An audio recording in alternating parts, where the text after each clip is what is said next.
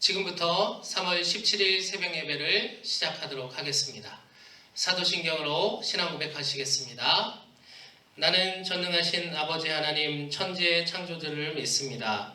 나는 그의 유일하신 아들 우리 주 예수 그리스도를 믿습니다.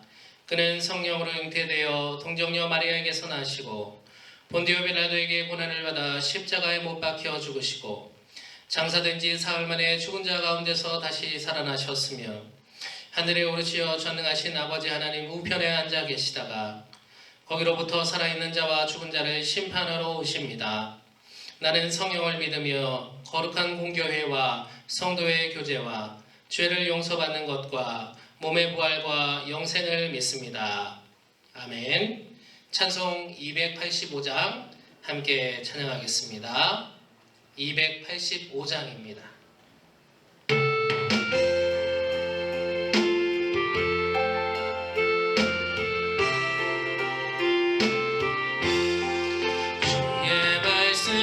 받은 그날 참 기쁘고 복되도다. 이 기쁜 마음 못 이겨서 온 세상에 전하노라. 기쁜 날 주 나의 죄 다 씻은 날 늘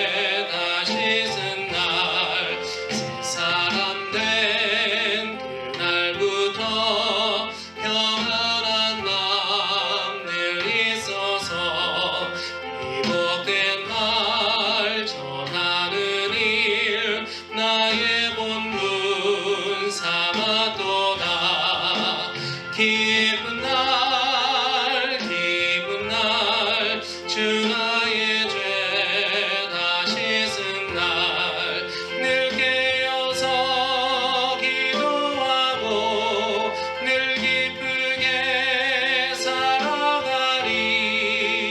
기쁜 날 주 나의 죄 다 씻은 날.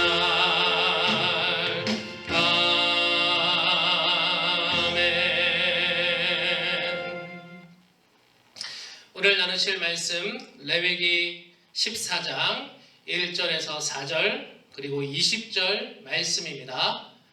레위기 14장 1절에서 4절 그리고 20절 말씀입니다. 여호와께서 모세에게 말씀하여 이르시되 나병 환자가 정결하게 되는 날의 규례는 이러하니 곧 그 사람을 제사장에게로 데려갈 것이요 제사장은 진영에서 나가 진찰할지니 그 환자에게 있던 나병 환부가 나았으면 제사장은 그 정결함을 받을 자를 위하여 명령하여 살아있는 정결한 새 2마리와 백향목과 홍색 실과 우슬초를 가져오게 하고. 20절입니다. 제사장은 그 번제와 소제를 제단에 드려 그를 위하여 속죄할 것이라. 그리하면 그가 정결하리라. 아멘. 하나님의 귀하신 은혜가 여러분 모두에게 있기를 간절히 기도합니다. 오늘은 사순절 24일째입니다. 어제 레위기 13장 말씀에 이어서 또 또 14장 말씀을 나누게 되는데 역시 나병에 대한 말씀입니다. 특별히 오늘 14장은 나병에서 정결함을 입은 자들에 대한 제사에 대해 또 규례에 대해 상세하게 기록하고 있습니다. 이런 생각을 해보게 됩니다. 만약에 내가 나병에 걸렸다면 어떻게 해야 될까? 나는 부정합니다. 나는 부정합니다. 이렇게 하면서 만나는 사람들에게 나의 부정 알려야 됐고 또 집 밖으로 추방당한 채 과연 내 나병이 나을 수 있을까 하는 그런 불안감과 절망감만을 가지고 혼자 그렇게 진영 밖에서 혹시 다가올지 모르는 죽음만을 기다리는 그런 신세가 되지 않을까 생각해 보게 됩니다. 또 나병 그 병의 특성에 따라서 내 손과 발, 코는 하루하루 지나면서 점점 더 문드러져만 가는 그런 상황에 내가 처해 있다면 과연 어떻게 해야 할까? 정말 절망이라는 단어 외에는 그 상황을 설명할 수 있는 단어는 없을 것 같습니다. 물론 하나님께서는 얼마든지 내 나병을 치유하실 수 있는 분이다. 이렇게 믿고 하나님께 나아갈 수 있지만 정말로 내가 하나님께 저주를 받은 자라면 이 나병이 저주로 여겨졌기 때문에 만약에 이것이 치유가 아니라 저주로 여겨졌다면 또 내가 알지 못하는 나의 부정이 나를 나병으로 이끌었다면 나에게 남은 것은 정말 절망과 죽음뿐이지 않겠습니까? 지금 시대에도 그렇지만 구약 시대의 나병 환자들은 더더욱 그러했을 것입니다. 그런 시대에 내 나병이 나음을 입었다면 그 어떤 소식보다도 정말 희망된 기쁜 소식일 수밖에 없었을 것입니다. 절망이 희망이 되는 순간이요, 슬픔이 기쁨이 되는 순간입니다. 그 어느 누구도 치료할 수 없는 나의 나병, 제사장조차도 어찌할 수 없고 그냥 관찰만 하고 진단만 할 수밖에 없는 나의 나병이 외로이 진영 밖에서 나는 부정합니다, 부정합니다 외칠 수밖에 없었던 나의 신세가 드디어 나음을 입었다라는 그 소식은 철저히 복음일 수밖에 없었을 것입니다. 누가복음 17장 11절에서 13절 말씀입니다. 예수께서 예루살렘으로 가실 때에 사마리아와 갈릴리 사이로 지나가시다가 한 마을에 들어가시니 나병 환자 10명이 예수를 만나 멀리 서서 소리를 높여 이르되 예수 선생님이여 우리를 불쌍히 여기소서 하거늘. 아멘. 예수님께서 사마리아와 갈릴리 이 경계를 지나실 때 나병 환자 10명을 만나는 장면입니다. 사마리아와 갈릴리 사이라는 표현으로 보아서 예수님께서는 아마 나병 환자촌을 지나셨을 것 같습니다. 경계에 아마 진영 밖에 머무는 나병 환자촌이 있었을 것이기 때문이죠. 그때에 10명의 나병 환자가 소리 높여서 외쳤습니다. 예수 선생님이여 우리를 불쌍히 여기소서. 나병 환자의 처지를 우리가 생각해 볼 때 얼마나 절박한 외침이었을지 충분히 상상해 볼 수 있는 장면입니다. 예수님께서는 그렇게 절박하게 외치는 나병 환자 10명을 고쳐주시며 제사장에게 너를 보여서 정함을 선포함 받으라 하셨습니다. 나병 환자의 절박한 외침은 예수님이 자신의 나병을 치유해 주시리라는 절박한 믿음이었기에 그들은 믿음으로 나음을 입을 수 있었습니다. 그런데 그 다음 말씀이 반전입니다. 이 10명의 나병 환자들이 어떻게 했습니까? 사마리아 출신 나병 환자 한 명만이 하나님께 영광을 돌리고 다시 돌아와 예수님께 감사를 드릴 뿐이었습니다. 예수님께서 물으셨습니다. 나머지 9은 어디로 갔느냐? 그러시며 이 사마리아 나병 환자를 그 믿음을 칭찬하셨다라는 것이죠. 사랑하는 성도 여러분, 어찌 보면 우리 모두는 나병을 앓았던 환자와도 같은 신세였습니다. 누구도 치유할 수 없는 병을 앓고 있던 존재였다라는 것이죠. 내 속에 부정이 있고 나는 부정하다 부정하다 외쳐야 됐고 추방당한 곳에서 그저 인생이 죽어가기를 기다려야만 했던 그런 존재와 같았다라는 것이죠. 바로 죄의 굴레 말입니다. 그런 죄의 굴레 가운데 예수님께서 찾아오신 것 아니겠습니까?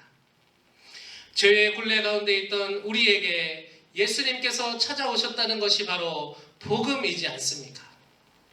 예수님으로 말미암아 우리는 나음을 입었고 추방당한 것이 아니라 이제는 하나님의 자녀로 하나님의 품에 우리는 안기게 되었습니다. 어느 누구도 치유할 수 없는 나를 예수님께서 치유해 주셨습니다. 자유케 하여 주셨습니다. 구약시대 나병 환자들은 나음을 입었을 때 가장 먼저 하나님께 정결 예식을 드렸습니다. 그 정결 예식이 얼마나 기쁨의 축제가 되었을지 상상이 가십니까? 누구도 치유할 수 없는 내 병을 치유해 주신 하나님께 감사의 축제를 그들은 제사로 드렸다라는 것입니다. 나병과도 같은 죄의 굴레에서 나를 치유하시고 자유하게 하시고 그 품에 안아주신 하나님의 은혜 앞에 나는 감사의 축제를 드리고 있는지 돌아보기 원합니다. 하나님께 영광을 드리고 예수님께 감사를 드렸던 이 사마리아 나병 환자와 같이 감사와 영광을 하나님께 드리고 있습니까? 아니면 나 몰라라 그냥 제 갈 길을 갔던 나머지 9의 나병 환자와 같이 살고 있습니까? 우리 모두는 죄에서 구원해 주신 이 하나님의 은혜 앞에 늘 감사할 줄 알아야 되겠습니다. 늘 영광 돌리며 살아가야 하겠습니다. 우리를 위해 십자가를 지신 예수님의 은혜는 그 누구도 줄 수 없고 그 누구도 치유할 수 없는 놀라운 십자가의 은혜입니다. 우리를 이 은혜로 말미암아 새 생명을 우리는 얻었습니다. 이 은혜에 늘 감사와 영광을 드리는 여러분 모두가 되시기를 주님의 이름으로 축복합니다. 주신 말씀 기억하시면서 함께 기도하겠습니다. 하나님 감사합니다. 나병과도 같았던 나의 존재, 그렇게 추방당하여 죽음을 기다릴 수밖에 없는 내 인생을 주님께서 찾아와 주셔서 십자가의 은혜로 그 결박을 풀어주시고 자유케 하여 주시고 죽음이 아닌 생명으로 그 자리를 옮겨주셨음을 이 시간 감사 찬송합니다. 자신의 나병의 나음을 입고 하나님께 다시 돌아와 예수님께 다시 돌아와 감사와 영광을 드렸던 사마리아인처럼 우리도 일평생 살아가면서 주님 부르실 그날까지 하나님께 감사와 찬양 드리는 우리 모두가 될 수 있도록 인도하여 주시옵소서. 특별히 이 사순절 기간에 코로나19가 아닌 하나님께 우리의 시선을 드리고 하나님과 깊이 동행하는 우리 모두가 될 수 있도록 인도하여 주시옵소서. 오늘 하루도 우리를 치유하시고 자유케 하시고 품에 안아주신 십자가의 은혜, 그 주님의 은혜에 감사하며 살아가게 하여 주시옵소서. 감사드리며 우리 주 예수 그리스도 이름으로 기도드립니다. 아멘.